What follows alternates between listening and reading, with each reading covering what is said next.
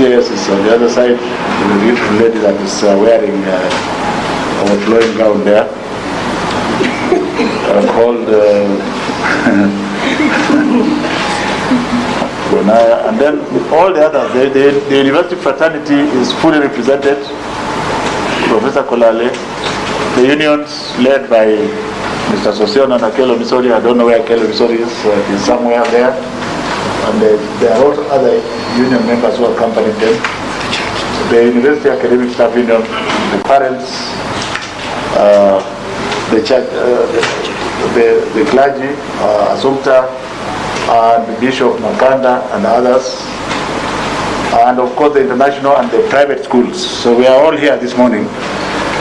And I don't know why you don't allow us to even breathe in peace. So since you are here, I will first of all allow Dr. Umbajo to give you the perspective of the health situation of COVID, and then I'll say one or two things and let you go. Today we are not going to take questions from you because you have come when we are still baking. Sindio?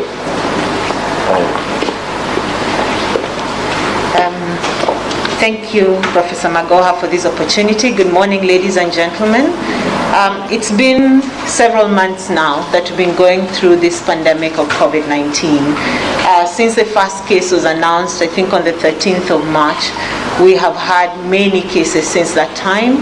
We have been stretched in many of our hospitals, but over the last few weeks, as you have noted even in the announcements made by the Ministry of Health every day, we have seen a decline in the number of cases reported. For me as a clinician working in the hospitals, we also have noted a decline in the number of people presenting with severe disease, so that many of our hospitals now are not full.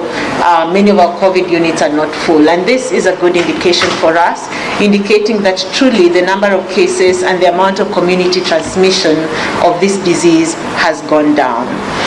You've heard many times the issue of a positivity rate talked about, and the reason this is important is that it really tells you about how much community transmission may still be going on. And the magic number of 5% has been talked about severally, that if we can document a positivity rate of below 5%, which means the number of positive cases for the number of tests carried out has gone down to below 5%. It really is a reflection that the amount of community transmission we have has declined. And even from the announcements that have been made over the last few weeks, we note that the average positivity rate has been just below 5%. And this is a good thing for us because it suggests then that you can begin to consider how much restrictions are lifted in different sectors. And I guess it's our hope that this will be the trend going forward, that we'll continue to see a decline in the number of cases. Thank you very much.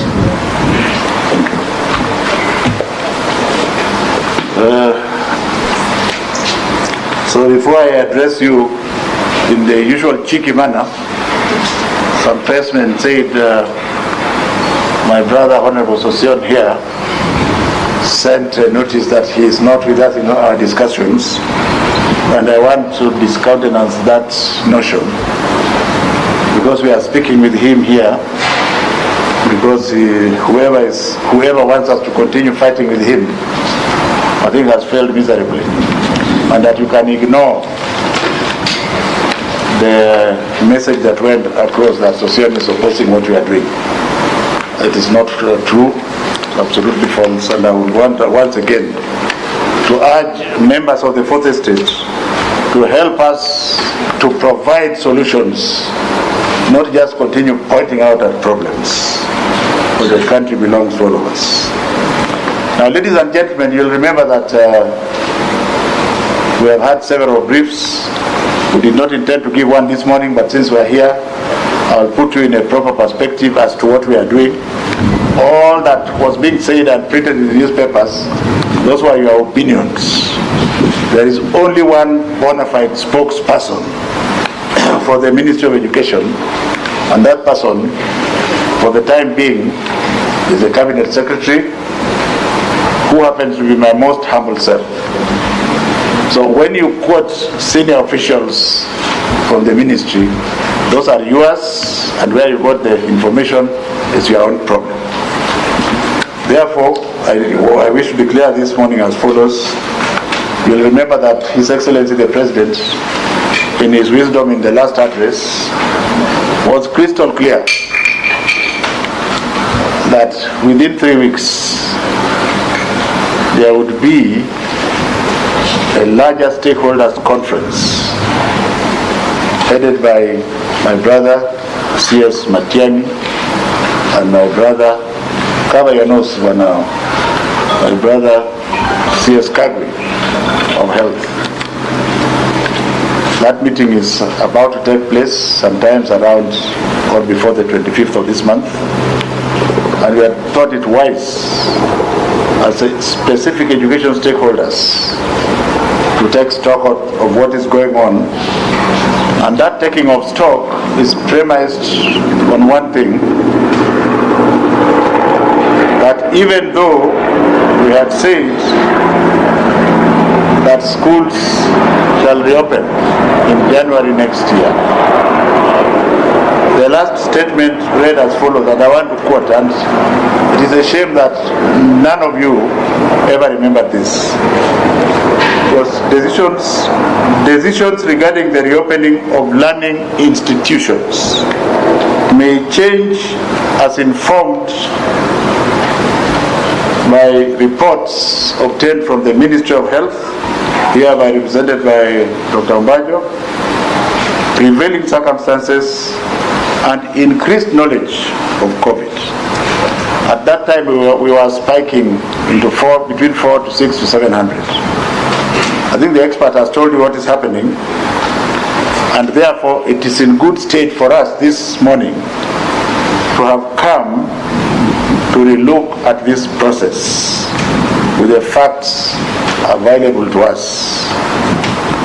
And therefore we have looked at all aspects, starting from universities and tertiary colleges, TVETs and TTCs, secondary school sector, primary school sector, and the pre-primary school sector.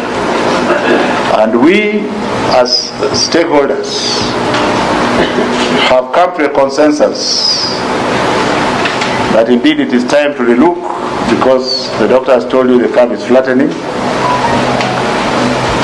I have said in the past that social distancing in our public schools is going to remain a challenge. I've also said that there are certain things we are doing about getting masks, at the very worst, for the vulnerable and the less fortunate children. All those processes are ongoing. And in order for us to prepare a presentation to present to the bigger stakeholders meeting, which will take place sometime next week, either before or on the 25th, we have decided to reactivate the smaller stakeholders group between now and Saturday to work on the finer details of proposals that shall be interrogated by this larger stakeholders group. And even at that time, if I succeed in getting backroom approval, then I will tell you what we have decided. If I do not, then the decisions that have been made at that point will be taken to the larger stakeholders group, which will then synthesize them and then give them to the principal, who will communicate the decision to you.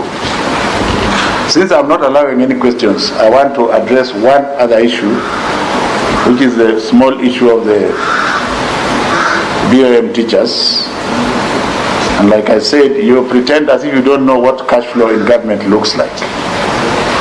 But BOM teachers should actually now have been paid the bona fide ones. And I have said that many, many times. The cabinet and the government approved their payment over 6 weeks ago. And that position has not changed. So let us not waste so much energy discussing non-issues. We are also going to ensure that money for the payment of all other non-academic workers in schools is made available and forwarded to them. So let us not waste so much energy discussing issues that are actually non-issues, which have already been approved by government, and the process is to ensure that you pay your taxes, the money is collected and distributed to where it should go. I want to thank you, especially those among you who have worked with us in close range, and also to very politely ask those who just print things, which I read papers and say, I'm the head of education, but how come I don't know this? And I say, oh, today we are going to do this and this. For your information, if you have something that you want to be factual, call me or call my press person, who is a good friend of yours, Dr. Siringi. We will make sure that I give you an answer. And you print what is variable. But if you just want to print promotive and speculative journalism, then you are welcome. I want to thank you very much for your continued cooperation on this issue. Remember, I have not told you any decision that we have made because the process is ongoing. Don't go and print that I have said 1, 2, 3. Ignore what any other person tells you. It will not be my members. My members are very disciplined. Those other so-called senior officers in the ministry, have you seen them here? They are not here. Thank you very much. Thank you.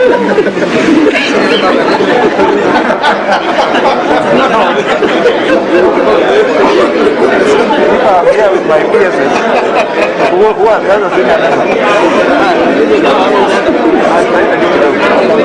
Actually, when do I see you?